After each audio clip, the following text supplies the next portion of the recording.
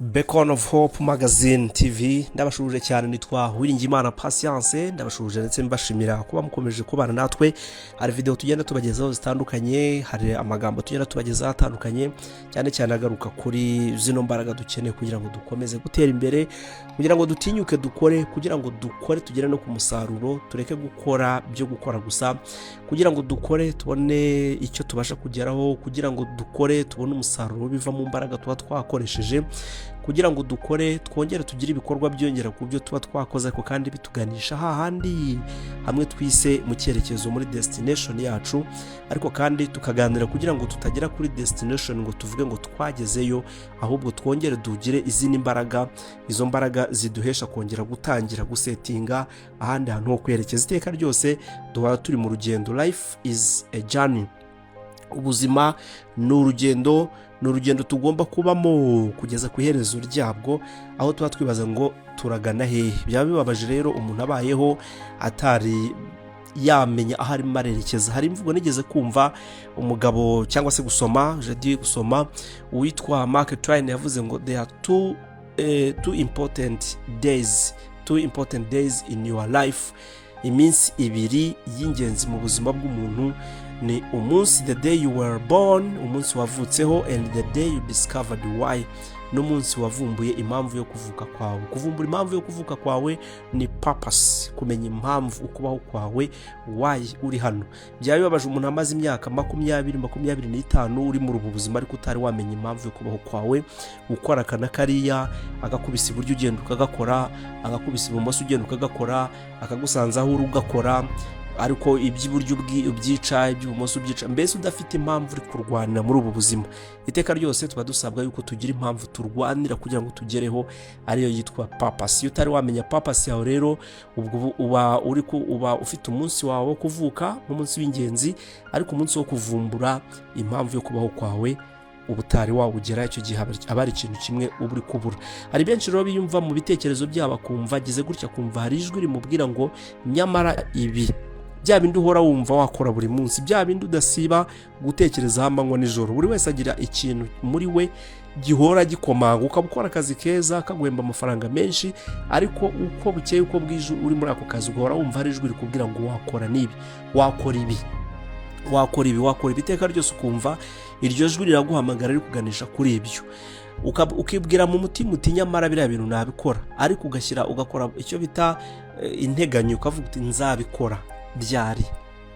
Arnold Schwarzenegger wageze kuvuga ngo niba atari none ni ryari, niba atari wowe none ubwo ninde.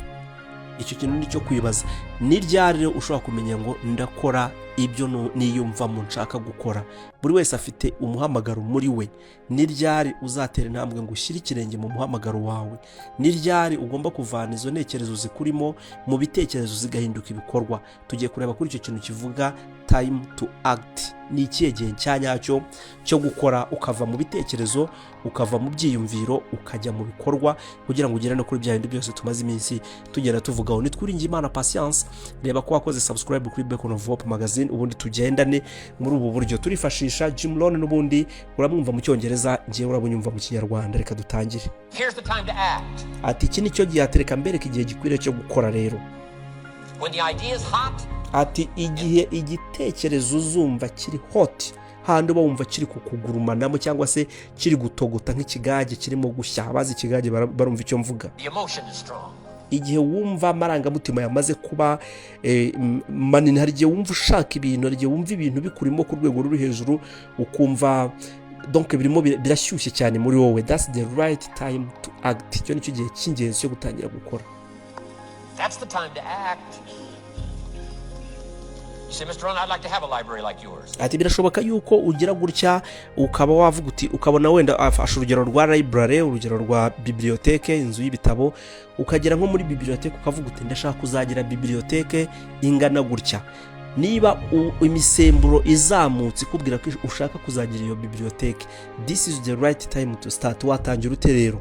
See, if you feel strong about that, what you got to do is get the first book and then get the... Niki wakora icyo gihe? Urugero yafashe rwa library ukuntu ari nini. Niba wumva ushaka kuzagira bibliothèque iri ku rwego rw'iyo urimo urareba, tangira ushaka ibitabo. Ntabwo ari ngombwa ngo uhite uhera ku bitabo byose. Hera ku gitabo cya mbere ugishyire muri etageri, ufata igitabo cya kabiri muri etajeri kugeza igihe. Ubwo iyo library ikubereye iki? Iyo library ikubereye destination y'ahantu uri kwerekeza. Ubwo icyo ufite gutangira gukora ni uguhera ku gitabo cya mbere.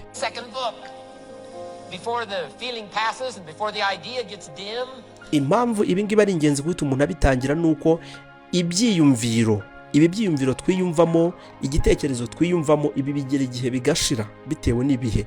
Hari igihe kigera ushobora kuba wicaye, dufata urugero rudahuye n'ibyo ari kuvuga, dufata urugero ushobora kuba wicaye wowe ubwawe wumva uvuga uti nzikorera, hari igihe kizagera nikorere kandi ukaba ubona n'ishusho y'ikintu ushaka kuzakora, ariko kugira ngo utere intambwe ujye kugikora bikagorana, ukavuga uti nzabikora, ugahera mu cyitwa nza.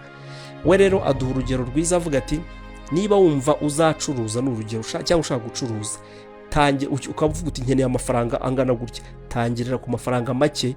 Niba uzacuruza toni 10 z'ibishyimbo n'urugero, hera ku mufuka umwe, ejo ugire imifuka 2, ejo ugire toni, ejo uzamuke za zindi ubona nka destination yawe zibashe kugerwaho. Time to act ni ugukora cya gitekerezo gifite imbaraga, gukora cya gihe wumva imisemburo yo gukora ibyo bintu ihari. Hera ku kintu gito. Action pronto, action immediate, action as soon as possible. Tangira bigishoboka, tangira byihutirwa. Because if you don't, here's what happens. We call it the law of diminishing intent. Ahangaha aravuga ati iyo utabikoze iyi ngorane uhura nazo nizihe. Uko iminsi igenda yicuma, imisemburo yo kugera kuri cya kintu umuntu yifuzaga itangira kugenda imanuka. Hari umuntu ugeze kuganiriza abantu muri rusange gutya, kumwe bakora public speaking, ababwira agaciro ko kwirinda kuvuga cyane ibintu uzakora nabyo. Niba uvuga uti ndashaka kuzakora tuvuge filime, guhora uganiriza abantu ngo ndashaka kuzakora filime, iyo mvugo, ayo magambo aragenda akibuganiza mu bwonko bwawe, ubwonko bugatangira kumva icyo kintu uhora uririmba mu magambo kimeze nk'aho ari ikintu cyabaye. Imisemburo yo kugikora igatangira kugabanuka kubera yuko ubwonko bwatangiye kwibeshya yuko icyo kintu cyabaye. Uhora ukirepeta kenshi, uhora ukivuga kenshi, ugisubiramo, ukibwira uyu n'uriya, cyamara kugenda kikagera mu bwonko, ubwonko bugatangira kubona ishusho y'icyo kintu imeze nk'aho yabaye. Imisemburo yo kugikora igatangira kugabanuka, kwa gutogota k'ubushake bukuganisha ku kugikora bigatangira kugabanuka. Ejo bundi ugasanga bya bintu washaka gukora urabiretse kubera yuko imisemburo gutera intambwe kuganisha ku kubikora yaragabanutse. Niba imisemburo igihari rero, mbere yuko ujya kuvuga ngo nzagira gutya, tera intambwe bari byo ujya gukora, tera intambwe ugane muri iyo nzira. Turaza kubona ikintu bita ko everything matters, buri kintu cyose gifite icyo kimaze. Niba ushaka kuba umunyamuziki, tangira ujye gusura amastudio, jya ahantu hari amastudio, jya ahantu abahanzi bahuriye.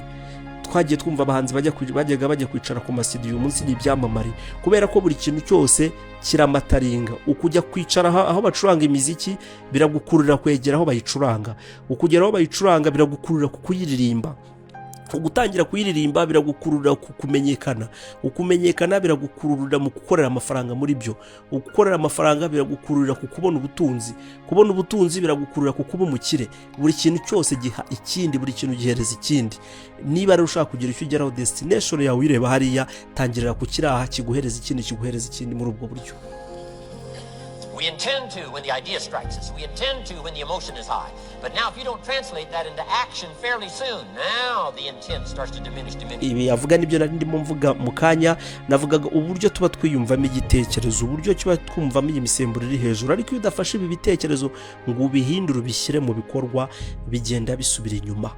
Ushobora kuduha urugero, nawe urabizi, ushobora kuduha urugero rw'uko ugeze kugira igitekerezo ukireba gutya imbere yawe n'amaso, uvuga uti iki gitekerezo ningikora kizaba kiri nyamibwa, ningikora kizaba kiri hejuru, ariko kutinda kugikora bigenda bigabanuka, ukagera ugatangira kwibwira yuko watekerezaga nabi muri kiriya gihe. Nyamara mu by'ukuri nuko imisemburo ikuganisha ku gutera intambwe igana mu kugikora yaragabanutse kubera ko waratinze. And a month from now it's cold. A year from now can't be found. So act, set up a discipline when the emotions are high. Igihe wumva ibyiyumviro ngo biri hejuru, tangira ushyireho discipline. Twigeze kuganira kuri discipline ubushize, twavuze icyo bita discipline, nuko mu Kinyarwanda tuvuga ngo ni kinyabupfura cyangwa se n'iki, ariko ni imyitwarire. Tangira setting imyitwarire. Uritwara ute mu nzira ikuganisha kuri bya bindi wumva byagushyuhanye, uritwara ute kugira ngo ubigereho. Discipline ni akana kandi imyitwarire ugena, imyitwarire igoye kuko discipline iteka ryose iravuna, kuko hari ibyo wigomwa. Discipline gusaba kwigomwa. Niba ushaka kugira amafaranga menshi, wumva muri wowe hajemo nk'ijwi rikubwira ko ugomba gusevinga n'urugero, icyo ni ikintu uba ugomba gutangira gukora, pana kuvuga ngo nzasevinga. Bikore mu gihe imisemburo ikikurimo yabyo. Nutangira kubikora uhita ushyiraho discipline zituma uzabasha kubikora. Urashyiraho iki? Discipline nibyo wirinda. Nanyweraga amacupa ngahe mu kabari, ndagabanya. Nasohokaga ngaha, ndagabanya. Konsomaga amafaranga na gutya, ndagabanya. Ibyo nibyo twita discipline. Iyo discipline rero irakenewe cyane kugira ngo ubashe kuba wagana kuri iyo ntambwe ikuganisha kuri icyo gikorwa wamaze gufata wowe nk'icyemezo cyawe ubwawe. The idea is strong and clear and powerful. That's the time to set up the discipline. Somebody talks about good health and you're stirred. Right. You need to get a book on nutrition. Get the book before the idea passes and before... Iningero bagenda atanga avuga ati, bavuga nk'abashaka kugera ku mibereho myiza, ubuzima, imirire myiza. Tangira nyine kugira ngo umenye ibyo ngibyo urahera hehe. Tangira ujye kubabyigisha, tangira usome ibitabo bibivuga. Ingero nk'izo nyine yatangaga zijyana no gutangira gushyiraho discipline. Before the emotion gets cold, go for the book. Start the library. Start the process. Fall on the floor. Do some push-ups. Action. Got to take action. Otherwise the wisdom is wasted. Otherwise the emotion soon passes. Ati ibyo nyamara nutabikora, nudatangira gukora, nudatangira gushyira mu bikorwa ibyo wiyumvamo, icyari ubwenge kizatangira kukubera impfabusa. Icyari imisemburo ikurimo muri wowe izatangira kugenda ishira. Icyari ya marangamutima ashobora kuguha imbaraga zo gukora ubutitsa n'ubutaruhuka azatangira kugenda yoyoka. Ibintu byose ubona nta kintu bisobanuye muri ubu buzima. Unless you put it into a disciplined activity. Capture. Disciplines is called how to capture the emotion and how to capture the wisdom and translate it into equity. Disciplines. Now here's what's important about disciplines. All disciplines affect each other. Araduha urugero tubwira ati agaciro ka discipline cyangwa se ya myitwarire bimwe twavuze hagati ahangaha bifite agaciro gakomeye, kuko every discipline affects another. No kuvuga ngo discipline, avuga ko discipline is affecting na cyangwa se mu Kinyarwanda sinzi ukuntu nabivuga, ariko zirahanahana. Niba natanze urugero igihe navugaga uruhererekane rw'ibintu ushobora gukora, niba utangiye kugira discipline yo kuvuga ngo nge ahari umuziki, nigeze kubivugaho, ubwo ahari umuziki kuhagera biraguhesha kwegera ucuranga umuziki biraguhesha kumwereka impano ufite, ubwo ni discipline nibyo ugenda ukora, buri kimwe kigenda giha ikindi gihe ikindi, nta kimwe kidafite agaciro muri urwo rugendo. In fact, here's a good philosophical phrase. Everything affects everything else. Ati buri kintu rero kigira ingaruka ku kindi kintu byanze bikunze. Nothing stands alone. Nta na kimwe kibaho cyonyine, biragendana. Don't be naive in saying, well, this doesn't matter. I'm telling you, everything matters. Mu by'ukuri buri kintu cyose gifite icyo gisobanuye. There are some things that matter more than others, but there isn't anything that doesn't matter. Ati nibyo koko ntabwo ibintu byose bifite agaciro kangana, ariko buri kimwe cyose gifite icyo kivuze.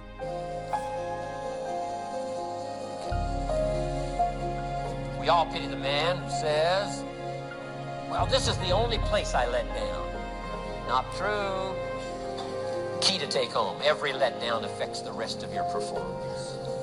Every letdown affects the rest. This is part of the educational process on personal development. If you don't take the walk around the block, you probably won't do the apple a day. Iteka ryose rero tugomba kumenya yuko buri kintu cyose mu by'ukuri nta kintu na kimwe kibaho ngo kiyuzuze. Twagiye tubivuga yuko no mu biganiro byacu by'ubushize twagiye tubivuga, twatanze nk'ingero za hard working, gukora cyane n'ibyo, ariko gukora cyane kutari kumwe no kugira direction nta kintu byakugezaho. Gukora cyane kutari kumwe na discipline, gukora cyane kudafite goals nta kintu kwakugezaho. Nibyo ari gusobanura muri ubu buryo avuga yuko buri kintu cyose cyafecta kigenzi cyacu cyangwa se kigendana na kigenzi cyacu kugira ngo bibashe kuba byageraho bigeze umuntu. If you don't build your library, you probably won't keep a journal, and you won't take pictures, and you won't do this, you won't do wise things with your money, won't do wise things with your time, won't do wise things with your possibilities and relationships, and the first thing you know, 6 years of that accumulated, and we say you have messed up. So the whole key to reversing that process now is to start picking up these disciplines. Now here's the positive side. Every new discipline affects the rest of your disciplines. Kimwe mu bintu rero ugomba kumenya ni rwo rugero yarimo atanga asobanura imikorere yo mu library, ni urugero akunze kugaruka, ariko ikintu ashojeho cy'ingenzi cyane avuga ngo every discipline affects new discipline.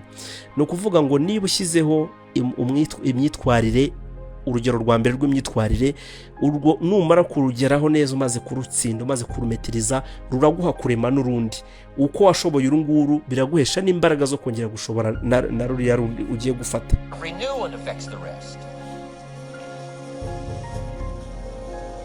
That's why action is so important. The least action, the smallest action. Iyo niyo mpamvu gutangira gukora bya bindi uri kwiyumvamo nk'imisemburo ni ingenzi. Icy'ingenzi kiruta ibindi ni ukumenya yuko utagomba guhera ku bintu binini, uhera ku bintu bito, ibintu bito bikagenda biha ibindi kugeza igihe bibaye ibintu binini cyane. Take it. Because when you start accomplishing and the value starts to return from that one action, it'll inspire you to do the next one and the next one and the next one. Tukugenda rero ukora kimwe ni kubona motivation, ni kubona inspiration, ni kwinspiringa kongera gukora ikindi, ugakora ikindi, ugakora ikindi, gutyo ukabona uko umuntu ahindutse munini. You start walking around the block, it'll inspire you to get an apple. Get an apple, it'll inspire you to get a book. Get a book, it'll inspire you to get a journal. Get a journal, it'll inspire you to grow, develop some skills. All disciplines affect each other. Every lack affects the rest. Every new affects the rest. The key is to diminish the lack and set up the new. And you've started a whole new life process. Buri kintu cyose rero giha ikindi kigenzi cyacyo. Icy'ingenzi tuba dusabwa twese, yaba njyewe, yaba wowe, yaba nundi, yaba inshuti zacu, yaba badukurikira bose, icyo dusabwa no kuvana ibitekerezo byacu muri twe, bimwe twumva nk'ibitekerezo tukabivana mu bitekerezo tugatangira mu bikorwa. Ikindi dusabwa no kureba ngo ni ikihe gikorwa gito naheraho nshoboye. Icyo ushaka ni Kigali, nibyo birumvikana. Ikintu ushaka ni Kigali pe, urabireba ukanabisobanukirwa, ariko se ni ikihe gito naheraho kiri bunganisha kuri cya kindi Kigali. Muntu nkurikiye, niba hari inzozi ugira ukumva ufite imbumbe y'inzozi ngari pe, ukabasha no kuzibona, iha amashyi, ishime, icara ushima Imana kiguhaye kubona aho ushaka kwerekeza. Urabona uri kuhareba hariya, that's your purpose. Ikintu kibabaje ni ukuba udafite purpose. Niba uri kuhabona ukabuhareba, ukabuvuga uti nzagerayo, ntabwo ukwiye kwicara ngo wigunge ngo uvuge ngo mfite inyatsi, mfite ibibazo, mfite imyaka, mfite iki. Hera ku bintu bito. Wibuke yuko umwana aravuka agakura. Ababohoye igihugu cy'u Rwanda bahereye ku bintu bito. Bahera ku bintu bito bakagenda bazamuka, bagenda bazamuka. Ibyo bahereho mwese murabizi, ku buryo byagiye bizamuka, bihera kuba nta myenda bagiragaho, bari mu ishyamba, intwaro zari hafi ya ntazo. Twagiye twumva ubuhamya butandukanye ibyo bagiye bacamo. Uyu munsi aho igihugu kigeze mwese murahabona. Ibyo ni urugero ruba rufatika rw'ibintu binini, ibintu binini biba bigaragara.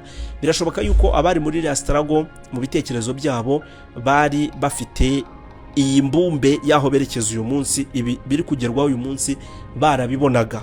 Muganire bakubwira ko iyi shusho bayibonaga, ariko bahereye ku bintu bitoya. Ingero ni nyinshi umuntu ashobora kugenda afata z'abantu bahera ku bintu bito, bagasetinga discipline, bagasetinga goals, ubundi bagaca muri iyo nzira bahisemo gucamo. Igihe kikagera ukabona babaye banini mu buryo bufatika. Nkwifuriza kugira ibihe byiza, ariko kandi nkwifuriza no gutera imbere. Ubaye hari icyo wumva twandikira ukuye muri tumaze kuganira, wabitwandikira hasi muri commentaire, hanyuma tugasangira ibitekerezo. Mukomeze mugira ibihe byiza. Urebe ko wakoze subscribe kuri Beacon of Hope magazine. Niba utarabikora ubikore nonaha, dukomeze tugende tubana. Mugira ibihe byiza.